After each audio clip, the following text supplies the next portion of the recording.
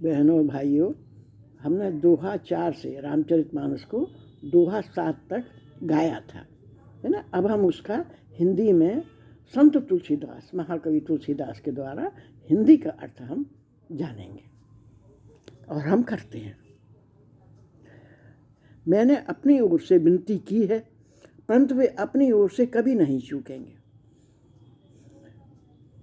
कौओं को बड़े प्रेम से पालिए, है ना, पर वो मांस के त्यागी नहीं हो सकते। अब मैं संत और असंत दोनों के चरणों की वंदना करता हूँ। तुलसीदास जी कहते हैं दोनों ही दुख देने वाले हैं, परंतु उनमें कुछ अंतर कहा गया है।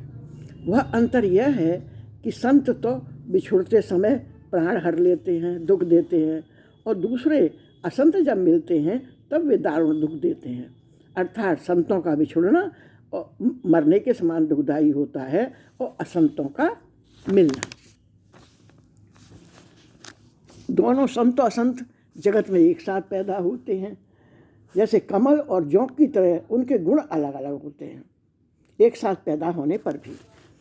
कमल दर्शन और स्पर्श से सुख देता है, किंतु जौंक शरीर का स्पर्श पाते ही रक्त चूसने लगती है।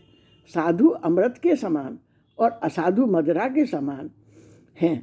दोनों को उत्पन्न करने वाला जगत रूपी अगाध समुद्र एक ही है। शास्त्रों में समुद्र मंथन से अमृत और मदिरा दोनों की उत्पत्ति बताई गई है। भले और बुरे अपनी अपनी करनी के अनुसार सुंदर यश और अपयश की संपत्ति पाते हैं। अमृत चंद्रमा, गंगा जी, साधु एवं विष, अग्नि, कलयुग के पापों की नदी, कर्मनाशा और हिंसा करने वाला व्याध, इनके गुण और अवगुण सब कोई जानते हैं, किंतु जिसे जो भाता है उसे वही अच्छा लगता है। भला भला ही ग्रहण करता है और नीच नीचता को ही ग्रहण किए रहता है। अमृत की सराहना अमर करने में होती है और विष की मारने में। दुष्टों के पापी और अवगुणों की और साधुओं के गुणों की कथाएं दोनों ही अपार और अथाह समुद्र है। इसमें से कुछ गुणों दोषों का वर्णन किया गया है, क्योंकि बिना पहचाने उनका हम ग्रहण या त्याग नहीं कर सकते। भले बुरे सभी ब्रह्मा के पैदा किए हुए हैं, पर गुण और दोषों को विचार कर वेदों ने उनको अलग अलग कर दिया है। वेद, इतिहास, पुराण कहते हैं कि ब्रह्मा की यह सृष्टि गुण अवगुणों से बनी हुई है। दुख सुख, पाप पुण्य, दिन रात, साधु असाधु, अनुराग वैराग, ये सभी पदार्थ ब्रह्मा की सृष्टि में हैं। वेद शास्त्रों ने उनके गुण दोषों का विभाग कर दिया है। विधाता ने इस जड़ चेतन विश्व को गुण दोष में रचा है, किंतु संत रूपी हंस दोष रूपी जल को छोड़कर गुण रूपी दूध को ही ग्रहण करते हैं। विधाता जब इस प्रकार का हंस जैसा विवेक दे देता है, तब दोषों को छोड़कर मन गुणों में अनुरक्त होता है। काल, स्वभाव और कर्म की प्रबलता से भले लोग, साधु भी माया के वश में होकर कभी कभी भलाई से चूक जाते हैं।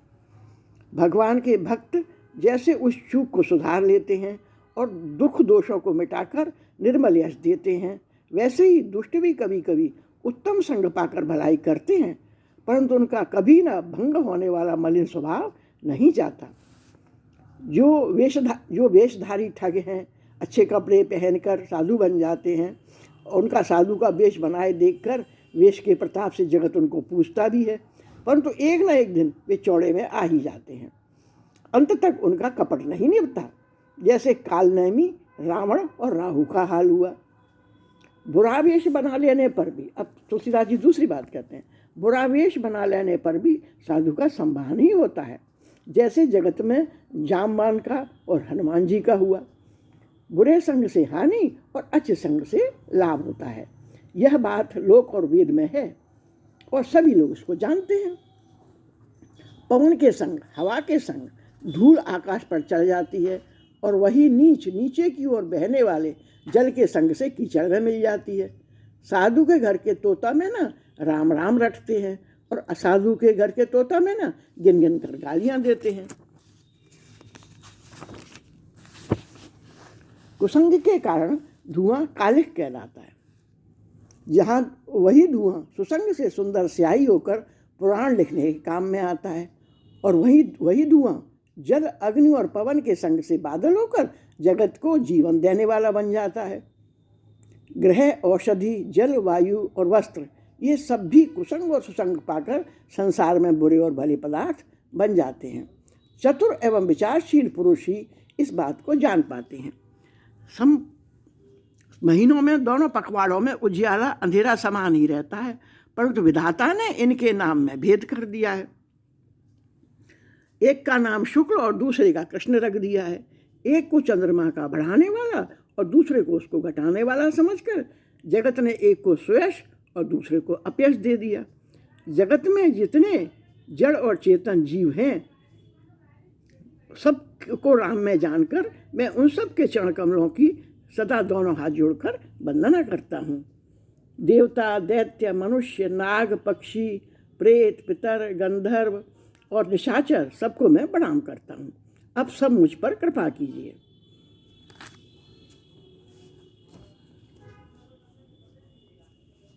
चौरासी लाख योनियों में 4 प्रकार के स्वेदज, अंडज, उद्दिज, जलायु, जीव, जल, पृथ्वी सब सारे जगत को श्री सीताराम में जानकर मैं दोनों हाथ जोड़कर प्रणाम करता हूँ। मुझको अपना दास जानकर कृपा की खान आप सब लोग मिलकर छल छोड़कर कृपा कीजिए। मुझे अपनी बुद्धि बल का भरोसा नहीं है, इसीलिए मैं सबसे विनती करता हूँ। मैं श्री रघुनाथ जी के गुणों का वर्णन करना चाहता हूँ, परंतु मेरी बुद्धि छोटी है और श्री राम जी का चरित्र अथाह है, अथाह सागर है। इसके लिए मुझे उपाय एक भी अर्थात कुछ भी समझ में नहीं आता। मेरी और मन बुद्धि कंगाल है, लेकिन मेरा मनोरथ राजा है। मेरी बुद्धि तो अत्यंत नीची है और चाह मेरी बड़ी ऊंची है। चाह तो अमृत पाने की है, पर जगत में जुड़ती छाछ भी नहीं है मुझसे। सज्जन मेरी डिटाई को क्षमा करेंगे और मेरे बाल वचनों को मन लगाकर प्रेम पूर्वक सुनेंगे। जैसे बालक जब तोतले वचन बोलता है तो उसके माता पिता उन्हें प्रसन्न मन से सुनते हैं, किंतु क्रूर, कुटिल और बुरे विचार वाले लोग जो दूसरों के दोषों को ही भूषण रूप से धारण किए रहते हैं, अर्थात जिन्हें पराये दोष ही प्यारे लगते हैं, वे मेरी वाणी पर हंसेंगे।